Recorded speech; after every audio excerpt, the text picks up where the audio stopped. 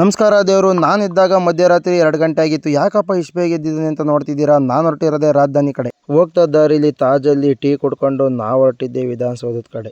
ನಾವು ಬಂದಾಗ ಬೆಳಗಿನ ಜಾವ 4 ಗಂಟೆ ಆಗಿತ್ತು. ಹಾಗಾಗಿ ಕಮಿಟಿ ಮೀಟಿಂಗ್ ಕ್ಯಾನ್ಸಲ್ ಮಾಡಿಕೊಂಡು ನಾವು ಬಂದಿದ್ದೆ ಹೈಕೋರ್ಟ್ ಕಡೆ.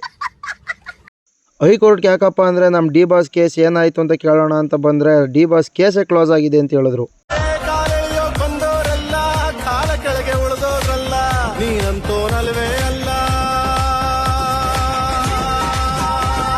ಅಲ್ಲಿಂದ ನಾವು ಬಂದಿದ್ದೆ ಹೂ ಮಾರ್ಕೆಟ್ಗೆ. ಹೂವು ಎಲ್ಲ ತಗೊಂಡು ಬರೋ ದಾರಿಯಲ್ಲಿ ಆಂಜನೇಯನ ದರ್ಶನ ಕೂಡ ಮಾಡಿಕೊಂಡು ನಾವು ಬಂದಿದ್ದೆ ಊರ ಕಡೆ.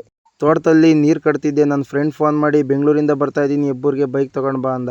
ನಾನು ಹೋಗೋಷ್ಟರಲ್ಲಿ ನನ್ನ ಫ್ರೆಂಡ್ ಕೂಡ ಬಂದಿದ್ದ. ಅವನ್ನ ಕರ್ಕೊಂಡು ನಾನು ಬಂದಿದ್ದೆ ಮನೆಗೆ. ನಮ್ಮ ಅಚ್ಚ ಫೋನ್ ಮಾಡಿ ಗ್ರಾಮ ದೇವತೆ ಪೂಜೆ ಇದೆ ಬಾ ಅಂತ ಹೇಳ್ದ. ನಾನು ಬಂದು ದೇವಿ ದರ್ಶನ ಮಾಡಿ ಪ್ರಸಾದ ಕೂಡ ಕೊಡ್ತಿದ್ರು. ನಾನು ಪ್ರಸಾದ ಇಸ್ಕೊಂಡು ಮನೆಗೆ ಬಂದೆ. ಇವತ್ತಿನ ವಿಡಿಯೋ ಫ್ರೆಂಡ್ಸ್, ಮುಂದಿನ ವಿಡಿಯೋದಲ್ಲಿ ಸಿಗ್ತೀನಿ. ಲೈಕ್ ಮಾಡಿ, ಫಾಲೋ ಮಾಡಿ, ಶೇರ್ ಮಾಡಿ.